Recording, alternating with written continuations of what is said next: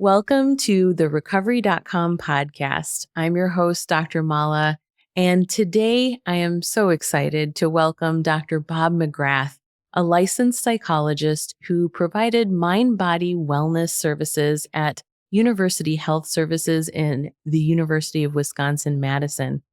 Dr. McGrath has expertise in health psychology, positive psychology, authentic happiness, mind-body wellness, and stress management. Welcome, Dr. McGrath. It's a pleasure to have you here today. Thank you. I'm glad to be included. Yeah, absolutely. So let's just start right off. Tell us a little bit about your journey. How did you first get involved in mindfulness and meditation, and what impact has it had on your life personally and professionally? That's a great question because I was picking things up for teaching and was working with students and so on. I even had a student once say, "Do you do all these things yourself?" Yeah. It's great to do it. And it worked both ways in that I would be learning things, just taking care of myself and my body and my family, et cetera. But at the same time, students would like to hear this too. And not just students, but everyone needs to think about this. And some of it's on the newer side. And now time does fly, but you mentioned positive psychology. Yeah. If you asked me about positive psychology 20, 25 years ago, I'd go, "What's that?" And actually, Martin Seligman's one that got us started. And what prompted him is, I think he was having some issue with some kids. And he said, "Oh, maybe I need to be more positive." Sure. Himself. And so he Yeah. really turned from focusing on depression to focusing on the more positive side. And it's really took off. And now I was meeting with someone that her degree is in positive psychology. It's Yeah. like, back in the 70s, they didn't have such a thing. So I don't Right. have a degree in positive psychology. I just have developed expertise in it over the years, Sure. a lot of workshops and so on, both Sure. giving and taking myself. When you first started out, and you've been teaching for years, and there's the standard curriculum for psychology that I know we get taught, and then that's what we're expected to teach. Where did mindfulness and meditation come into the picture for you? How did it come into the picture for you? Again, as part of the positive psychology. And I think mindfulness is, in a sense, it's been around forever. And yet, just the term and focusing in the moment. And a lot of us in this life of ADD, a lot of people, it's like being in the moment. What a challenge. Yeah. But whether you have ADD or not, just being in the moment. Different cultures, the Buddhist culture is very much focused on being in the moment. Absolutely. Can you share a specific moment or experience that drew you to mindfulness and meditation?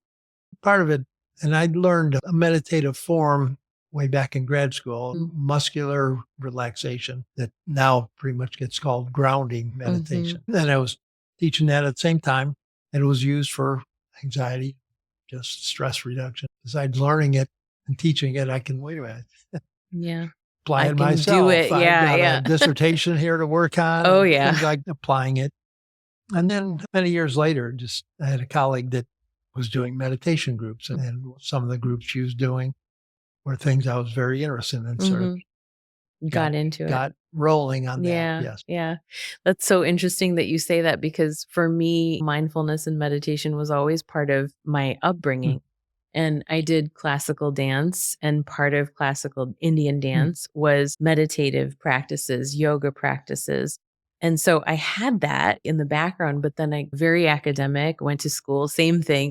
And then it wasn't until just stumbling on it, even though it was tools and resources already in my box, that I'm getting to that point of writing the master's thesis or the dissertation. And then finally it clicked. Wait a second, you can calm yourself down by utilizing these techniques. So you mentioned dissertation, and I definitely can relate to that. Yeah, for sure. So how has your personal practice shaped the way you approach your work and interaction with others? And the whole positive psychology, relationships, and if you think of it, what's most important in our lives, but being positive in relationships. People don't relate that well. If it's like you find everything wrong or you're just grumpy about everything. Do I want to get close to this person? And even there, when someone is that way, and this can be the challenge of positive psychology, if you're dealing with someone who's just on the grumpy side, how do you deal with that? But in being positive and saying, it seems like you're always on that sort of tense side. Anything you can do or anything we can do to help. To work through it. Yeah. Yeah. Trust is another big one too. Sometimes I think about individuals who might have that grumpy affect, And that grumpy affect is obviously there for a reason. I've found building trust, having that rapport is something that's hard for a lot of people to do. What do you suggest to help with relationships, to navigate relationships? And how do you interweave these techniques and tools and the background, kind of like the foundational elements of positive psychology into relationships? If you really find someone that is nothing but grumpy or this and on the negative side, it's like, oh, are there some other folks around I could relate better to? So you don't have to make the best relationship, but you still want to have that be civil and sort of connect in a little way. But then also there's lots and lots of people in most of our lives. And so there's more other people to connect to. Yeah. But the connecting is really one of the most important things that we can do. Right. But we can do it. And so, yes, just a reminder, it's like being busy, this and that on your own. And even on this current age, in the pandemic, people learn staying at home. When they're staying in front of a computer at home, you're not relating. Is that the same? Not quite. And so reflecting on where are some people that I can relate to and connect to and so on. And certainly the work situation is one that you're spending, not necessarily right directly, but throughout the day, you passing people on saying this and that. But my official title is emeritus, which means two things. I only do what I want to do, but more in the retired.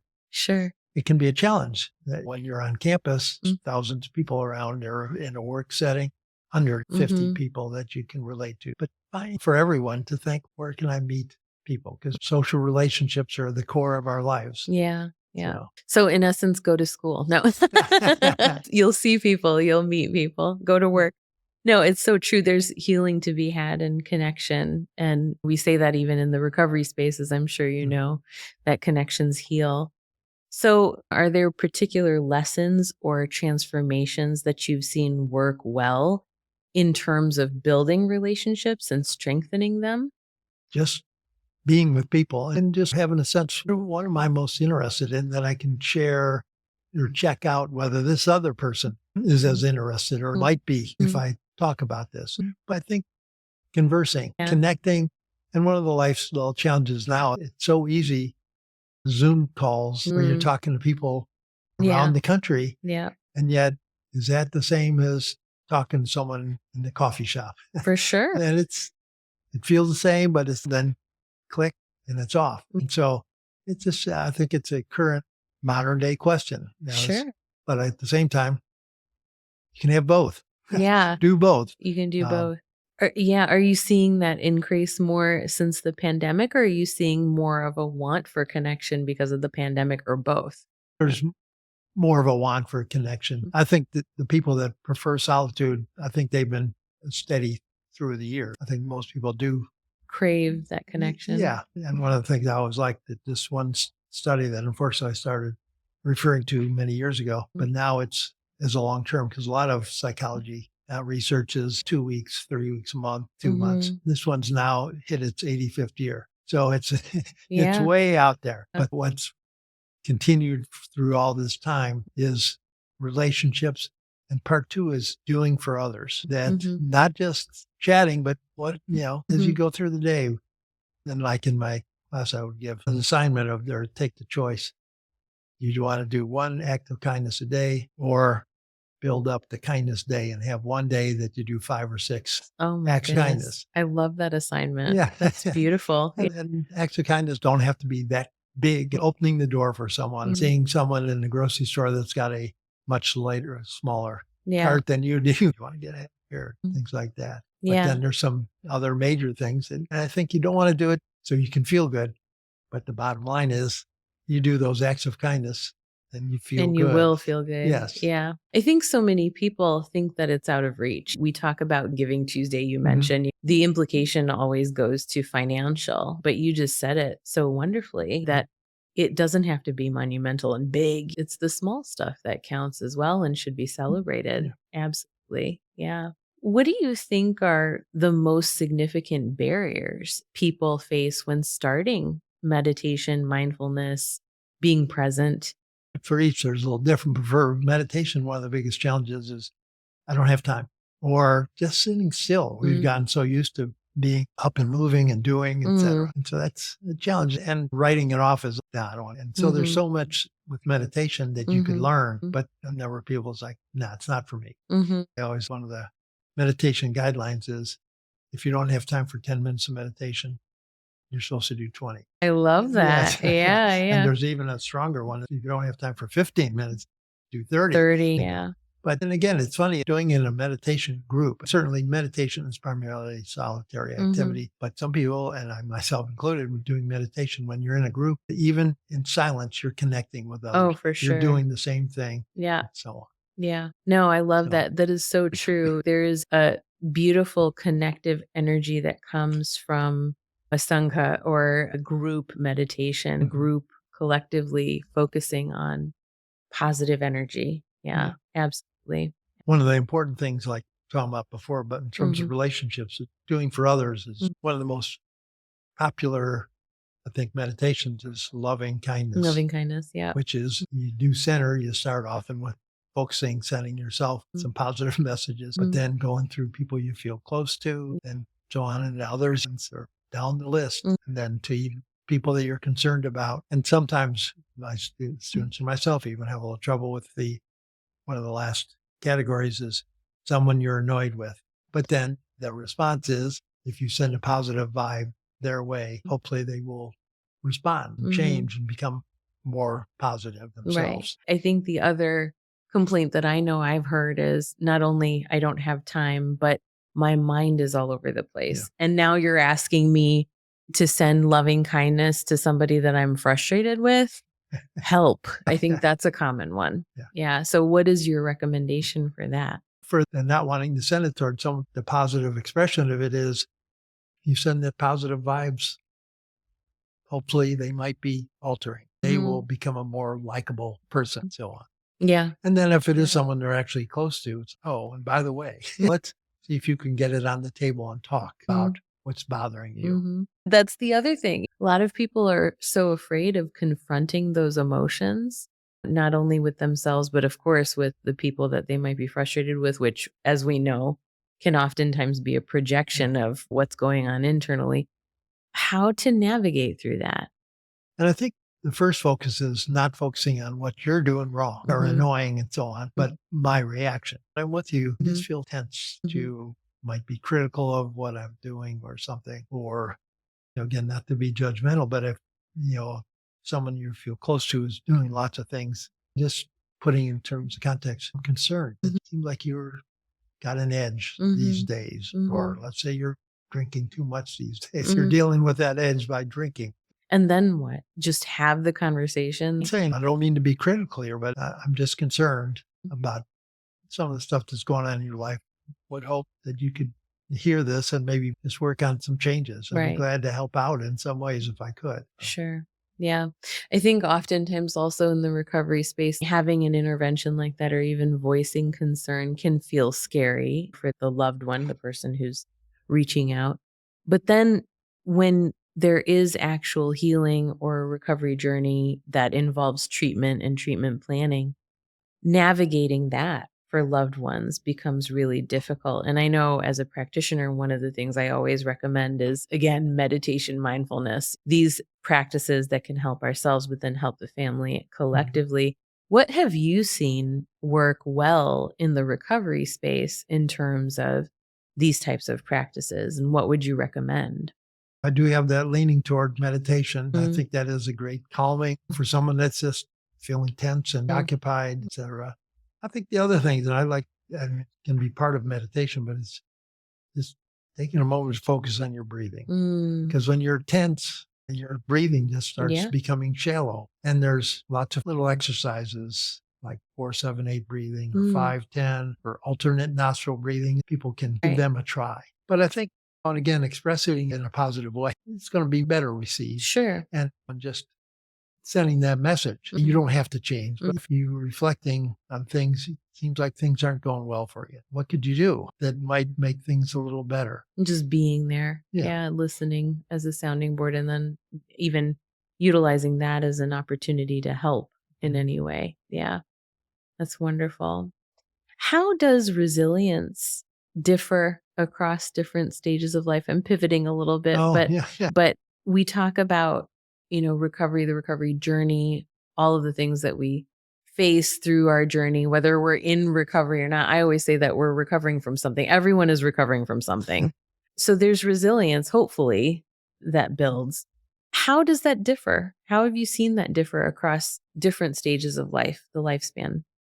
A very interesting question. I guess the issues are going to be different from age to age. Yeah. Yes, you get a 8 or 9-year-old, they got Mhm. their own frustrations, and they're not going to be too inclined to take some nice, slow, deep breaths. But high school, in terms of relationships, that's going to be a core time, focusing on the beneficial effects of relationships and what are the steps toward getting some of those relationships going. For sure. Through college or through post college, when you're maybe having the stress of first working situation, how to shift the focus from what's wrong to you can change that. Yeah. You don't have to stay at this position that you don't really care for. Post college might be the time where you're getting into deeper and again positive, or sometimes those relationships turn out to be as Mhm. positive. It's like helping make judgments about which one is this one to maybe say, it's been great, but I'm gonna maybe try another relation, or savoring and enjoying being with this person or many people. And I realize some people are more, not private, but not like being together with lots of people is not their first Their choice. thing. Yeah. But helping make those decisions about a few more relationships, or are you comfortable where you are? And then certainly midlife and then late life, different stressors and so on, and how to best Yeah. cope With each with of each of those. those. Yeah, I can't help but think about Erickson, who talks about the resolution of each No. stage across the development span and how there's that want, that yearning for resolution across the different stages. What do you think really fosters resilience in general? And would you agree that we can start teaching that concept early on? You mentioned an emphasis on the high school era, right? I also think about kids and how it's important to start these practices early because not only can it help with attachment, but that in and of itself can help with reinforcing a sense of resilience. Do you have practices or tools that you would recommend to start that journey earlier than high school? Just seeing where they are. Again, part of being resilient is taking care of yourself and your body. And at any age, Mhm. checking, are you sleeping enough, eating enough, Mhm. moving enough, and so Mhm. on. The younger group is not a specialty area for me. The college Sure, group is when sure. I Those was emerging doing, adults. when I was getting my degree, had a placement at counseling centers like Mm, bingo. They've got all the potential now, but there's still a fair amount of stress during right. college and Oh, so on, yeah. but also a fair amount of nice opportunities to connect with others and to be Yes. successful and so on. And so that's where I stayed. And so for the older groups, that's more personal. Didn't Mhm. help older folks. I Mhm. just gradually became one of those. And again, mostly the positive psychology started being newer. It's a new field Mhm. almost. Yeah, that whole phase, emerging adults and risk-taking behavior is such a pivotal time in life. And again, healthy risks, unhealthy risks, decisions that lead to lifelong impact. When we're talking about resilience, how do you recommend emerging adults or individuals between the ages of 18 and 25 to not only navigate that time and discern between healthy and unhealthy risks, but to continue to build on that resilience? Yeah, and that's a great way to put it. And that's a challenge, helping them determine what's a healthy response versus an unhealthy one. And some of them are pretty obvious if you're just doing lots of drinking Mm, or avoiding the anxiety of studying or whatever by watching TV for mhm, hours and hours, or besides alcohol, doing some of those other substances that, mhm, have a certain relaxing quality, but they're not, again, they're not personal in the right. sense of when you do a meditation of just some other form of either breathing exercise or just a relaxation, Mm, you feel better because you've done it. It's not mhm, some other substance that you become dependent on for that good mhm. mood. Some people, and I know individuals who are on that path, utilizing substances see that utilization of a substance as part of their meditative Wow. practice, right? That's also what reinforces the continued use in many cases. So, what do you recommend? How do we break free of that? How do we work through that?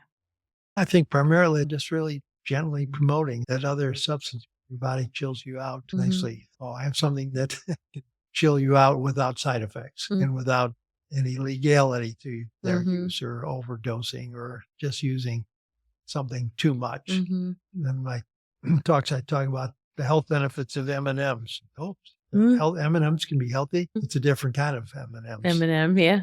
Movement and meditation, Oh, yeah. the two core things. That's funny that you say that because I usually share with my clients 3, M Oh, cubed. So I say mindfulness, movement, and there meditation. you go. That's the key. Yes. So I love hearing that. We're on the Well, right track. then I think that how could I have a third M? But it's Sure. you're There just you telling go. me Yeah. you've got MQ to how M is cubed. Yeah. So MQ? Okay. mindfulness, movement, and meditation. Yeah, Yeah. great. Yeah. Yeah.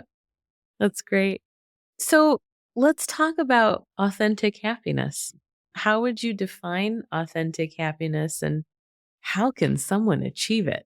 As they say, just following the guidelines from an Uh-huh. 85-year study, Yeah. but mostly connecting with others, doing for others. The doing for others is an interesting challenge. Is that are you doing it for yourself? Because Mhm. you have all these benefits of doing for others, Sure. but it's sort of refocusing and so, no, taking care of her many ways or big ways, either Mhm. way. The other thing is just, I really encourage a gratitude journal. Ah, yeah. I'm still appreciative, thankful for friends that talked me into going into this talk. We were down in California, a beautiful day, and had come from the cold Wisconsin days. Mm. It's like this Mhm. beautiful day. It's like, why go to a talk on gratitude? It's like, yeah, but it's the best talk I've ever, still the best in my Oh, experience. And awesome. just talking about appreciating your life Yeah. and every little thing and appreciate those little things. Yeah. Just recently did, around this time of year, we do a gratitude meditation, which includes everything from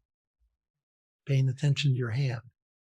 Just think all that you do with your hand and appreciate that. Mm. You can comb your hair. If Mm. you didn't have hands or arms, you might Mhm. not be able to comb your hair too well. Right. And then all that you can see.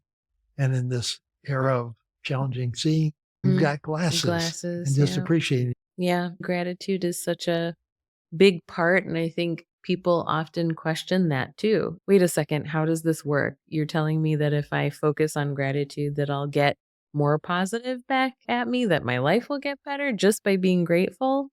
How can I be grateful? And It's oftentimes it feels forced for people too. not had too much resistance to feeling grateful. I haven't No, either. yeah, Yeah, but patience, people who are in a set mindset, yeah. arguably not a growth mindset. There's a resistance that you can find, like, from people. I love gratitude. Gratitude Mm, practices for me is one of my grounding elements. It's something I come to every day. Meditation is a non negotiable for me as well. It's right. something I utilize every day. But in working with people, I've found even again that emerging adult population, there's a line of questioning that goes along with what do you mean Yeah. gratitude? How is that going to work? Why is that going to work? What is your response to that? Well, my response is to join them and to say, imagine you might be thinking, well, Yeah. can this be that helpful? Yeah. I've got all these issues, and for me to just focus on being Mhm. thankful and just say, yeah, it can be a surprise. Yeah. Sometimes mention the research or whatever that one group that was doing gratitude and the other group was keeping a hassles journal instead of a Mhm. gratitude journal. Interesting. Okay. Yeah. And Yeah. another, I still appreciate that as I was doing that, one of the students said, no, I don't want to call it a hassle journal. It's a bitchin' journal. So, so I Yeah. appreciated their humor, Yeah. but conveying that it's like the which group ends up at first, actually, the first week, even people keeping hassles journal, that feels good to get some of this out. But Mhm. then over the long run, the gratitude journal, it's striking. How many benefits can there be from keeping gratitude? If I find it in my little list here, but it's Absolutely. everything from relationships improve to your brain starts working better, Yeah. Wait a minute, gratitude makes your brain work better? Yeah. I mean, neurochemistry changes. People don't Yeah. believe it. Yeah. That's the part. And I love that. Great advice, rolling with the resistance and then saying, okay, I understand. I hear what you're saying, where you're questioning it, but let me show you this. Here's the proof. Right. And then you show them the studies. Yeah. That's great. So, do you see a distinction between fleeting happiness and lasting, authentic happiness? Yeah, I think there's moments through the day where they're nice Mhm. little, that was a good moment. They're moments. But some of these other things you do on an ongoing, it's like it boosts the mood up for continual. And then Yeah. sometimes I even have rise a little bit higher and then back to the regular. But Right. versus having that would be down here. And it's all okay. That's the other thing too. I think people walk into it with an expectation of, I've got to always be happy. Oh. Or if I hit the low, that's bad and that can't happen. I think acknowledging all of that, acknowledging the lows and being able to say, okay, wait a second, what is this about? Questioning it will help with getting back to that place of practicing gratitude and being able to be appreciative of the good things and acknowledging even the happiness, right? There are always going to be tragedies, and maybe this Oh, is not, yeah. Yeah. but Yeah. just recently on the news, they mentioned a couple that had just gotten married and were it was a golf course. So they were in the golf cart and the car went not extremely fast, buried into them and Oh my killed the wife. gosh. Oh, So how do you get past the right. intensity of that incredibly stressful? And Right. stressful is not even Ye- strong enough Yeah. word, but Yeah. tragic experience. Sure. And there's always going to be a range in our lives. If you connect with enough people, someone's going to at some point die. Hopefully not by being hit by a drunk speeding driver. It's still our bodies at some point say time to end. So dealing and recognizing, yes, there's ups and downs in our lives and rolling. Rolling with it. Yeah. Yeah. How does gratitude influence our happiness? I know you've got some studies. I know you've got some things. Why is it so powerful? The list of benefits of gratitude It's vast. are strong. Yeah. Just seeing my little note of practicing acts of kindness releases serotonin in your brain. Get that good stuff going in your brain. There's a physiological and a psychological mechanism behind that connection. One of the things I always refer to is one of my favorite books is Into the Magic Shop. Mm. It's, Oh, you familiar with that? I'm not. No. Okay. It's No. about a fellow that is living a life that, say, not such a good one. He's like 9 or 10. As a father to raging alcoholic that would show up every 2 or 3 days and be abusive to his mother, so understandably then depressed. And so he's got a depressed mother and an abusive, absent father. And he's just out walking just to get away from it all. And he's a magic shop. Mm. And so why not? He goes in and the owner's not there, but the owner's mother, she says, well, I can teach you some magic. And the magic she taught him was 3 steps. First was a grounding meditation. Love this. Yes. And then second was a loving kindness meditation. Oh, And then third part was setting goals. yeah. And so, as with everyone, he had his setbacks. Sure. But in fact, the name on the book followed by MD. Okay. Yeah. He turned things around enough that he became a physician. There's a lot of evidence that meditation leads to more happiness, joy, just everything from mood improves, physical activity improves. It's sort of the snowball that's going in the right way. That the mood goes up and, I've got enough energy to take a nice brisk walk or a run or whatever, play some games, play pickleball with friends. Keeping a gratitude journal is a good start. And you can take your pick. There's other good starts. But, Sure. It's a great place to start. Yeah. keeping a nice track because how was today? On the upbeat, what did I like? Yeah. That's great. And even it can be minor things like that dinner.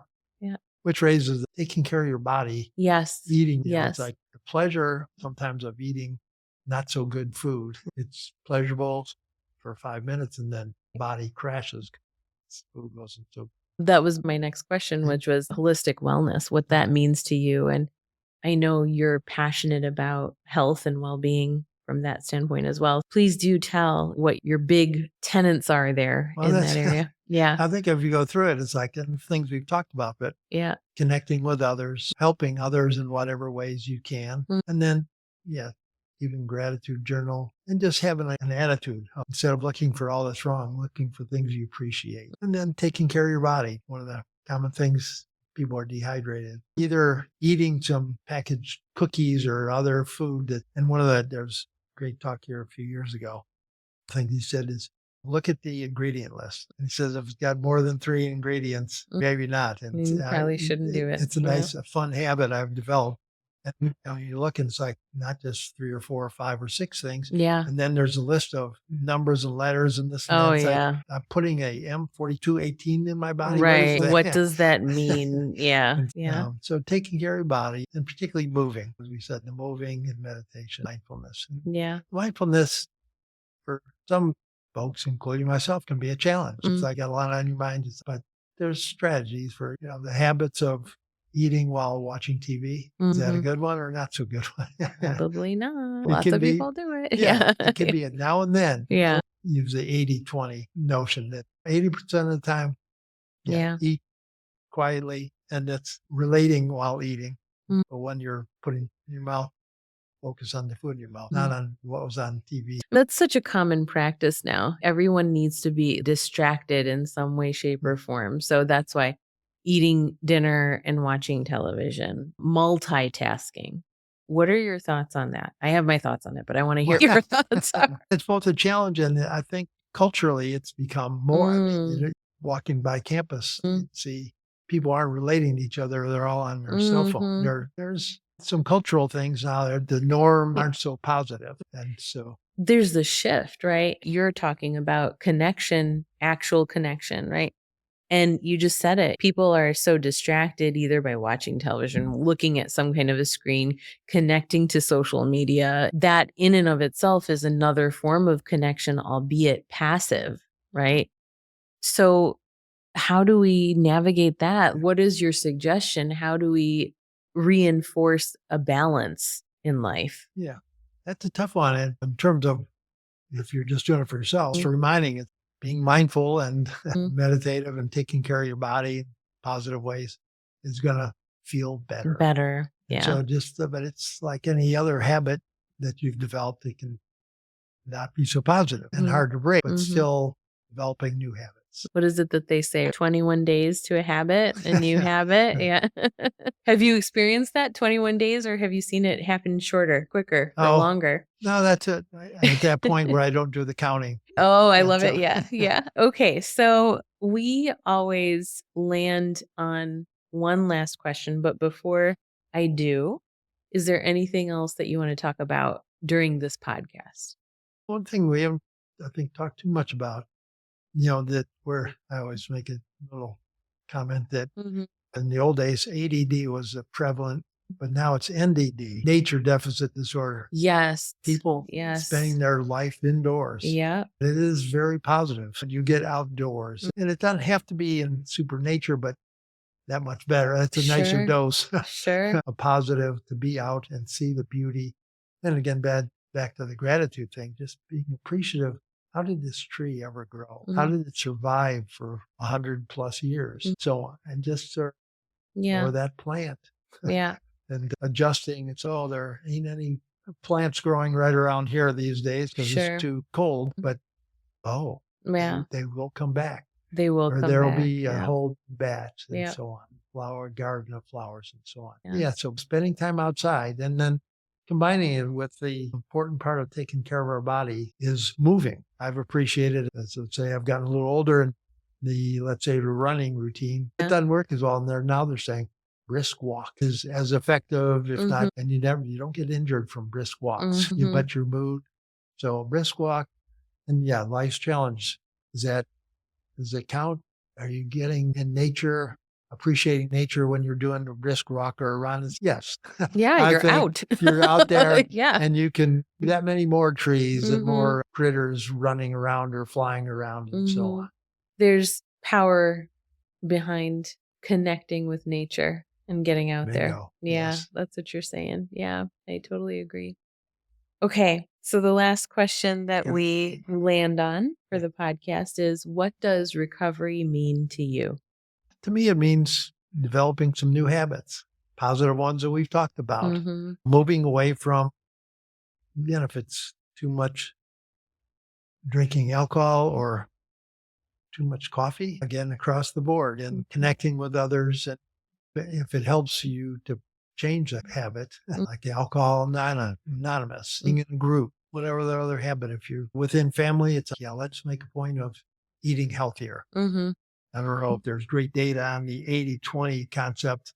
You can have some not so good stuff now and then, but mostly concentrating and appreciating both the fact that you can put that food in your mouth and that someone made it. Just think of all the steps that came to this nice meal. Someone grew this, and that someone transported that food to another location where you were able to buy it. Someone helped make it, or you made it. You had the skills to make it. There's just lots to appreciate about all that. For sure. Eating that good stuff. That's such a well thought out point, is that look at that fruit and understand like how many hands of effort went into bringing that fruit to your table. Yeah, absolutely.